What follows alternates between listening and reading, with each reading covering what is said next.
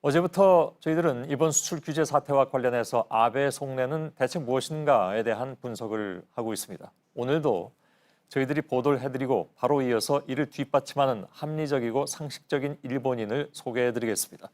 오늘 등장할 사람은 야노 히데키 변호사입니다. 신일본 제철을 상대로 강제징용 피해자들을 대신해서 20년 동안 싸워온 사람이죠. 우리나라에 대한 수출 규제 강행의 이면에는 아베 정부와 보조를 맞추고 있는 이른바 전범 기업들이 있습니다. 그리고 이들 전범 기업의 편에는 야노 히데키 변호사와는 반대편일 수밖에 없는 또 한 명의 일본인이 등장을 하는데 바로 주한 대사를 지낸 바 있는 무토 마사토시입니다. 어환이 기자의 보도를 먼저 보시겠습니다. 한국인으로 태어나지 않아 다행이다. 2017년 일본에서 발간된 책 제목입니다. 책에서 한국은 직장 결혼에 대한 희망이 없고 노후 전망도 그릴 수 없는 사회로 표현됐습니다. 한국의 존재감은 미안하지만 그렇게 높지 않다며 국제사회 속 한국을 낮춰 평가합니다.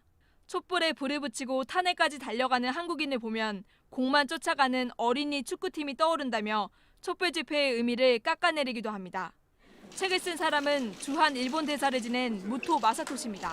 미쓰비시 중공업 고문으로 활동했습니다. 최근에도 책을 냈습니다. 제목이 문재인이라는 제액인데 대통령을 원색적으로 비난하는 내용입니다. 특정국 대사를 지낸 사람이 그 나라 대통령을 모욕하는 글을 쓰는 전례는 찾아보기 어렵습니다. 이 사람은 박근혜 정부 당시 우리 대법원 강제징용 재판에 개입하려던 정황이 검찰 수사에서 드러나기도 했습니다. 일본 전범기업의 손을 들어주는 쪽으로 사건을 처리해달라고 우리 정부를 압박한 겁니다. 무네오카 쇼지 신의철주금 전직 회장은 강제징용 판결에 대해 한국 정부가 약속을 어겼다는 주장을 내놨습니다. 그는 한국은 룰을 바꾸는 나라라고 비난했습니다. 무네오카도 무토도 한국인 징용 피해자에 대한 사과나 반성은 하지 않았습니다. JTBC 어환입니다. 자, 그럼 지금부터는 야노 히데키 변호사를 만나보겠습니다. 말씀드린 대로 신일본 제철을 상대로 강제징용 피해자들과 함께 20년 넘게 싸워온 사람입니다. 야노 히데키 변호사는 아베 정권이 들어선 이후에 일본 기업들의 태도가 180도 달라졌는데 그 배경을 아베 정권의 압력 때문이라고 설명하고 있습니다. 도쿄에서 윤서령 특파원이 만났는데 오늘도 인터뷰는 핵심만 뽑아내서 3분이 채 안 되게 정리했습니다. 야노 활동가는 일본 정부의 수출 규제 조치의 본질은 보복 조치라고 잘라 말했습니다. WTO 협정 위반을 우려해 말을 자꾸 바꾸고 있지만 강제징용 판결 때문이라는 겁니다. 日本の企業もこれ困ってるわけですよ。さんがやることに対しておかしいとは言えないんですよ。 아베 정부의 이중성도 지적합니다. 軍事情報は共有しますよっていうことでしょ。安全保障上友好国じゃないというところと事実を結ぶのはおかしいじゃないですか。これ論理的に矛盾するわけですね、完全に。 20년 넘게 신일본 제철을 상대로 싸워온 야노 활동가는 아베 정권 들어 기업들의 자세가 확연히 달라졌다고 지적합니다. 그 근거로 신일본 제철이 1997년 강제징용 피해자들과 화해를 한 사례를 들었습니다. 新日鉄の社員がそこに参列したんですよ。お金を募金してお金を集めて遺族に届けたんですね。かなり多額のお金でしたよ。はい。そういう姿勢を見せたので原告たちも納得して。 하지만 최근 몇 년간은 아예 만남조차 거부하고 있습니다. 判決が確定したら判決に従うというふうに言ってたわけですよ。2013年までは言ってたんです。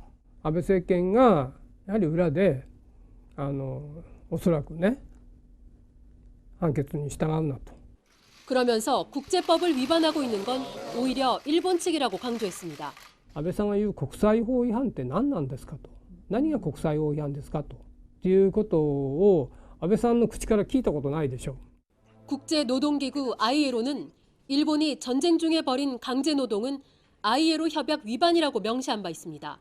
ILO は1999年から2016年までこの間に8回も勧告してるんですよ。法的拘束力がないと。 오히려 문제를 크게 만들고 있는 건 아베 정부와 전범 기업이라고도 했습니다. 安倍さんと日本会議なんですよ。ね、自分でこの問題を大ごとにしてですね。で日韓関係をこういう形で険悪化させる抜き差しならないような状況に追い込んでいるのはやはり彼らにあるんですよ本当に。 그는 아베 정권이 피해자들의 아픔을 해소해 주는 게 우선이라고 강조했습니다. 安倍さんはトゲはね抜かないでもう刺さったままでももう痛みはなくなってるんだろうとね言ってるわけじゃないですか。